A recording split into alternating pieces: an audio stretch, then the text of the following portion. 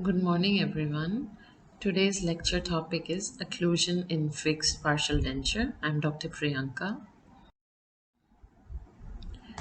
So, by the end of the lecture, you'll be able to understand and outline and discuss the four types of interferences, discuss non working interference, discuss the signs and symptoms of pathogenic occlusion, categorize the management of pathogenic occlusion.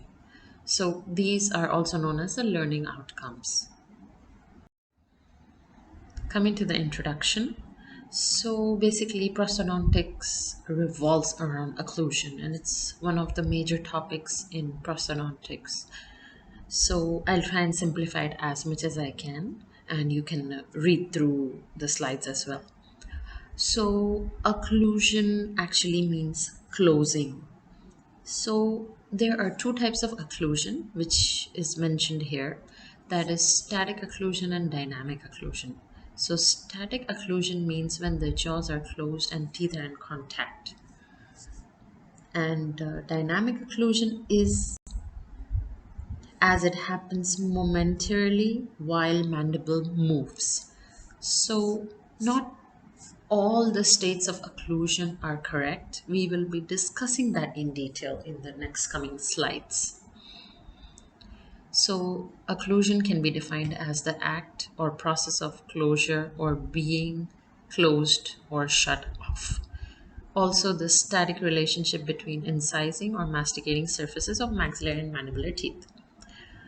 So, again, you can here a note is so when there is a contact of the maxillary and mandibular teeth in functional movements, the relationship that should not be traumatic to the supporting structures or the arch. So everything in short has to be in harmony and balance. Okay, so coming to this, you can see this photo. All the red dots indicate the contact of opposing teeth. So it is basically a photo of static occlusion. So whenever we give a denture to the patient or we give a fixed prosthesis to the patient and we put articulating paper and if we put it in the whole arch and we tell the patient to bite, you will be able to appreciate all these even contacts everywhere. So these are not high points. This is just the sign of contact, proper contact of the opposite. Okay, now coming to very important three terms which has to be remembered and memorized, the definitions. So centric relation, also known as CR in short. So in short, if you talk about centric relation, it is the most retruded position of the mandible, if I want to simplify that. Okay, so we can read the definition as well. So that is the maxillomandibular relationship in which the condyles articulate with the thinnest avascular portion of their respective disc with the complex in the anterior superior position against the shapes of the articular eminences. Okay, so the position is independent of tooth contact. This position is clinically determined by the mandible as it's directed superiorly and anteriorly. Also, it is purely a rotationary movement. So, this is a definition by the GPT. Coming to the next definition, that is the maximum intercuspal position, MI, MIC, or MIP. It's referred to these short forms at many places. So, in short, that is the maximal teeth to teeth contact, which we see. So, the definition says complete intercuspation of the opposing teeth independent of condylar position, also referred to as the best fit of the teeth regardless of the condylar position. Okay, so it's the maximum contact, the intercuspation. Okay, coming to the third definition, that is the centric occlusion, also referred to as CO, the occlusion of opposing teeth when the mandible is in a centric relation. Okay, so occlusion when the mandible is in a centric relation, it has to be same as the MIC. So that is how centric occlusion is. So relationship is a state, and centric occlusion is occlusion at the centric relation. Okay, so now there are some important points to remember. In natural dentition, MI need not coincide with the CR. Okay, so the maximum intercuspal relation does not have to coincide with the centric relation in a natural teeth. However, in RPD or FPD with existing natural teeth, there can be two situations. So there can be two situations. When sufficient teeth are in contact, there can be MI which is equal or unequal to the CR. Okay, so MI and CRs, everything revolves around these two topics, these two definitions. So when there is insufficient occlusal contact existing in the previous occlusion, then the maximum intercuspation is equal to the centric relation. Okay, so in RPD and FPD, that's what we observe. In a CD case, that is a complete denture case, MI is given at CR. So we give the intercuspation at the centric relation, and that's why we take the centric relation. Okay, so that is what it says here. Okay, so you can just read through this. So I explained to you in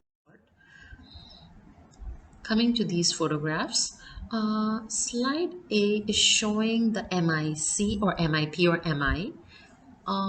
Here on the right side is the CR. So you can appreciate in this slide that you can see both the relations are falling in a different plane. The MIP and CR don't have to be same all the time in one patient. Okay, coming to the next slide. So talking about the biologic or physiologic occlusion, which is defined as the functional which is defined as a functional equilibrium which exists between all the tissues of masticatory system. So that means there is an opposing force which is balanced together. Okay, so there has to be a state of equilibrium, and also the factors are in balance. Okay, so all the stresses, all the resistance are in balance, and all the environmental factors are in balance in this occlusion. You can see it in the photo below. In an ideal occlusion, so this is an occlusion in which maximum intercuspal contacts are there, in which it provides efficient mastication and aesthetics. Okay, so in short, that is what it is. So in ideal occlusion, mastication and aesthetics have to be balanced out, okay, and has to have a maximum intercuspal contacts between the upper and the lower arch. Okay, so certain characteristics are there in this. So these characters are it has to have a stable posterior contact. The MIP coincides with the CR, and no posterior contact in eccentric mandibular movements. So we'll be discussing that later. The working and the non-working sides.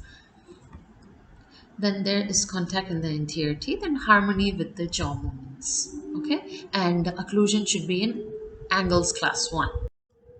So those were the ideal occlusion. So now the importance of ideal occlusion.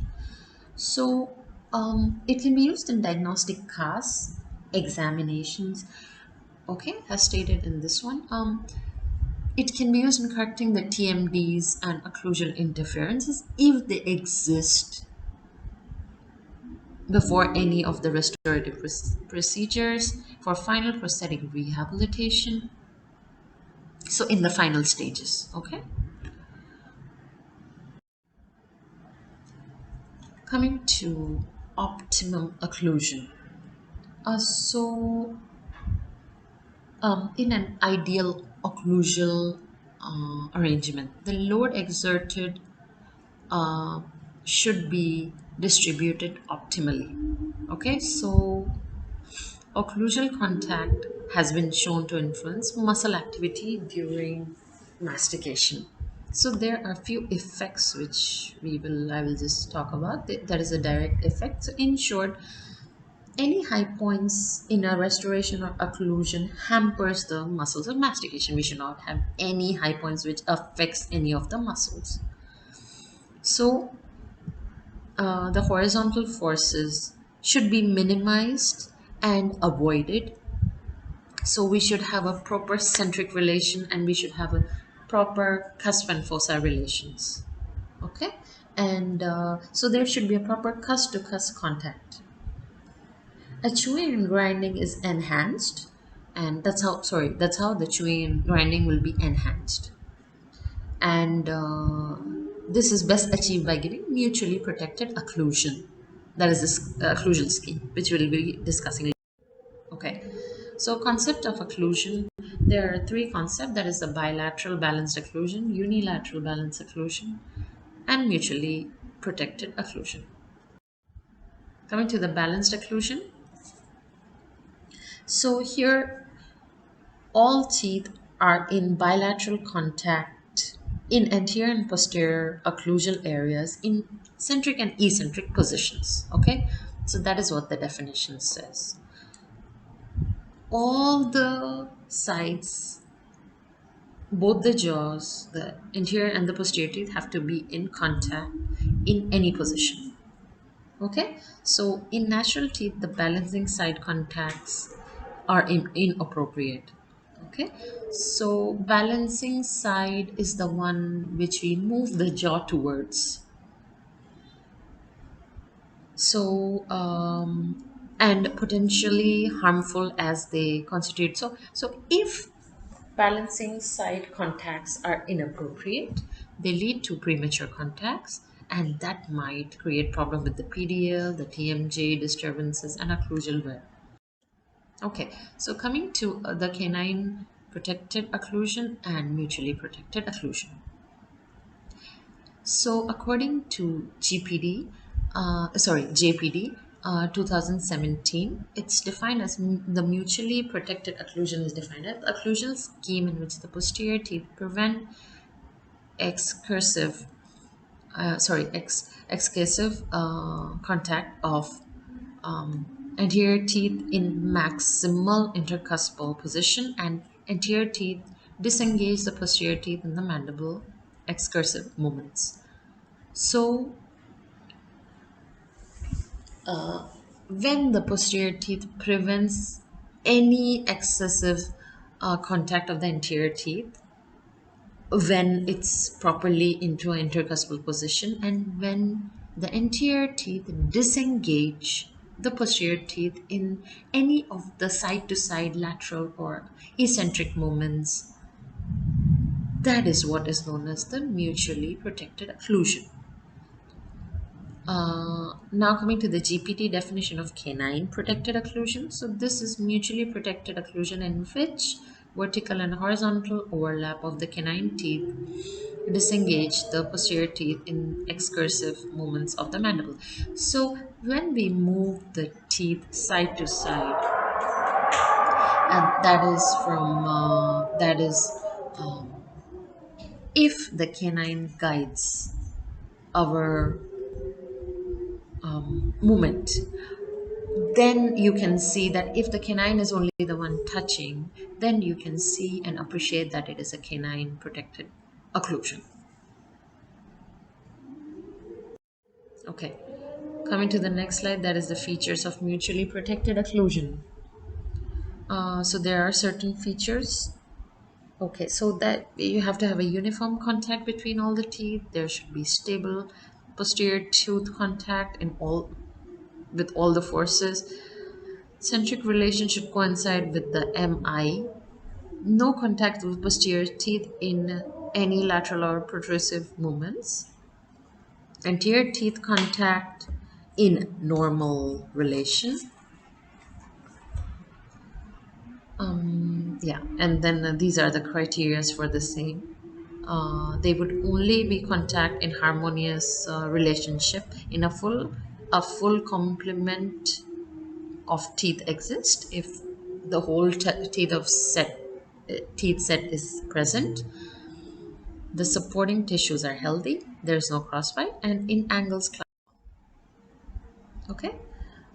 So this slide basically says so anterior and posterior teeth should be in occlusion. The posterior teeth have stops. Okay, have stops, and when the maximum intercuspal position happens, so these serve as stops. Okay, so disadvantage of that is if it was not there, it would weaken the periodontal ligament of the anterior teeth. It is also not there in case of missing canines, class 2 and class 3 situations, and crossbite situations. Okay. Okay, so now coming to the working side and the non-working side. So basically the working side is where the mandible moves. Okay, non-working side is the opposite side. Okay, so the canine guided working movement, the premolar and the molar on the working side become separated as the mandible moves away from the centric occlusion. And in non-working side, it becomes separated as the mandible moves away from the centric occlusion. So working side is the side where the movement occurs, okay? And the opposite side is the non-working side. Okay, coming to the unilateral balanced occlusion, that is also known as the group function.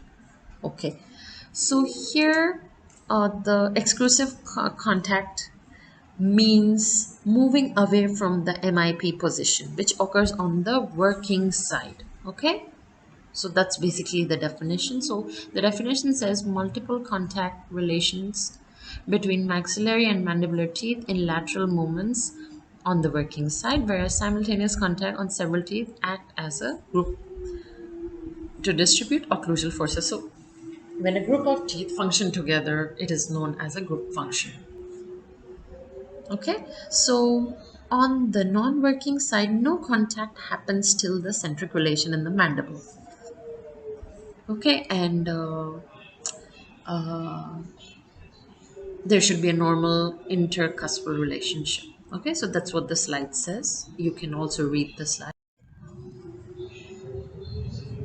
Okay, so the occlusal load is equally distributed in the PDL of the teeth on working side.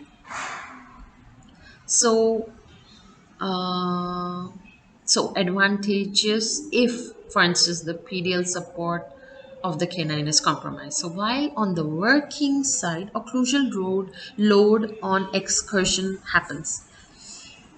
On the non-working side, the posterior teeth do not contact. Okay, so on the working side there is a occlusal load force because we are doing the excursive movement, and on the non-working side the posterior teeth has no contact. So that is how the working and non-working side works.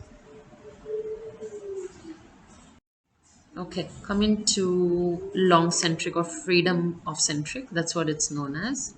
So in short, what it is to close in between, to occlude in between the centric relation and centric occlusion is known as the long centric. So that is freedom of centric. Okay, it's not freedom in centric. Okay, so coming to the definition, when centric relation and centric occlusion do not coincide, a, a freedom is given to close the mandible either into centric relation or slightly anterior to its centric occlusion, with a smooth gliding without affecting and change in vertical dimension of occlusion. Okay, so this concept has evolved and finally known as the long centric. Okay, because of the freedom of movement. Few important points to remember is long centric involves primarily the anterior teeth, and long centric refers to freedom from centric, not in centric. Okay, coming to the occlusal interferences. So these are the undesirable occlusal contacts which occur, and it may lead to pathologic occlusion. Okay, so it has to be assessed, corrected with the help of mounting the diagnostic cast before prosthetic rehab procedure, and then we can, uh, okay. So response to occlusal interferences, there can be a lot of characteristics, that is toothache, tooth tender on biting, tooth wear, spastic masticatory muscle, which is also known as HMS, that is masticatory spasm, which is a rare movement disorder of the muscle. Okay, that can also happen muscle tension, headache, condyle derangements, degenerative arthritic changes in the TMJ. Okay, coming to four type of interferences, which are centric interference, working interference, non-working interference, and protrusive interference. So we'll be looking at centric first. So centric interference is when mandible closes in certain way if in case the force is prematurely contacted. So in the case of premature contacts, the mandible will close in a certain way. Okay, so there should be no premature contacts or interferences which exist. That's when, if they exist, that's when centric interference happens. Working interference, so contact of maxillary mandibular teeth on working side occurs when anterior disoccludes. Okay, so when anterior disoccludes, you can see that there is a contact point which is established. Okay, that is known as a working interference. This should ideally not contact. Non-working side interferences, so that contact between maxillary and mandibular teeth and lateral excursions. Okay, so you can see that in the photograph, this is the working side and this is the not working side. So when the mandible moves to the left side, this region becomes the working side and the opposite becomes the non-working side, and ideally none should be in contact, right? If any of these are in contact, it becomes interference. Okay, coming to the protrusive interference. So when distal of the maxillary posterior teeth contact the mesial inclines of mandibular posterior teeth, it leads to pathologic occlusion. So these are destructive forces due to maybe closeness of teeth to muscles, non-axial nature of forces, inability of patients to incise. Okay, so when these forces contact tightly, they create problems in the tooth structure and the PDL structure. Okay, in the protrusive movements. That is what the photo is showing. Okay. Again, it can be corrected, assessed with the aid of mounted diagnostic cast before prosthetic rehabilitation is started. Okay, coming to pathogenic occlusion. Pathogenic occlusion is defined as occlusion relationship capable of producing pathologic changes in the stomatognathtic system. Okay, so that means if it produces problems and our whole system, the TMJ, the muscles and the teeth, everything is affected, then it will be a pathogenic occlusion. In such occlusions, sufficient disharmony exists between the teeth and the TMJ to result in symptom that involves intervention. So you understand, if we are creating problem in our whole system, the stomatognathtic system, then there has to be a pathogenic occlusion, which needs to be corrected. So there are certain signs and symptoms. So in the teeth, there can be mobility, open contact, any abnormal wear, fracture, chipping off. In the periodontium, there can be chronic periodontal disease, widening of the PDL, and any tooth movement, compromised crown to root ratios, widening of the PDL. Okay, so coming to the TFO. TFO is the trauma from occlusion. So it is an injury to the PDL from the occlusal forces, basically. That's what it means. So it leads to mobility, and also it is tender on percussion. Okay, so you can see that there is widening of the PDL here. Okay. So on the musculature, there can be chronic fatigue, spasm, pain, restricted movement, trismus, and myositis. Okay, and in TMJ, there can be pain, clicking, popping of the TMJ.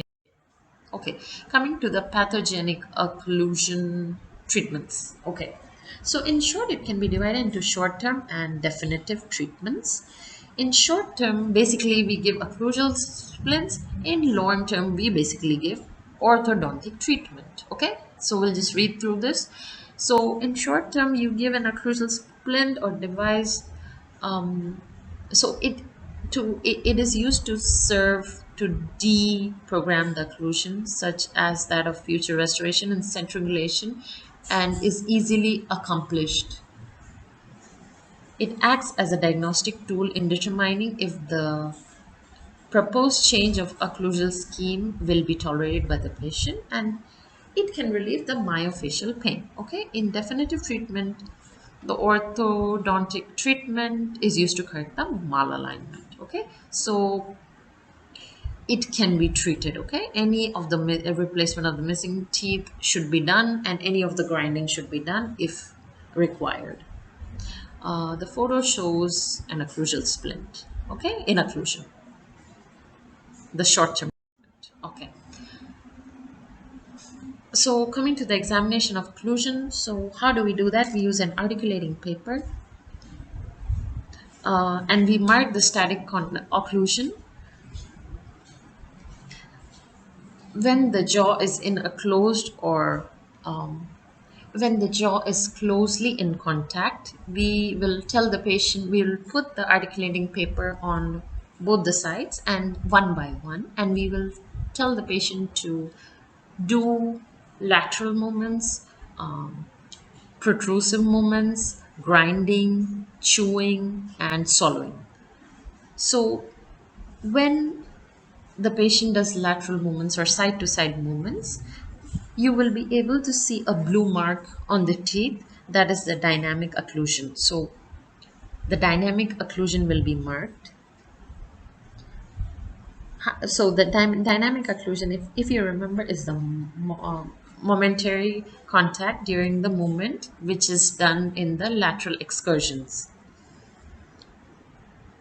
However, when the patient closes the jaw properly, you will be able to see the red marks, and those will be denoted by the static occlusion. So we'll tell the patient to open and close.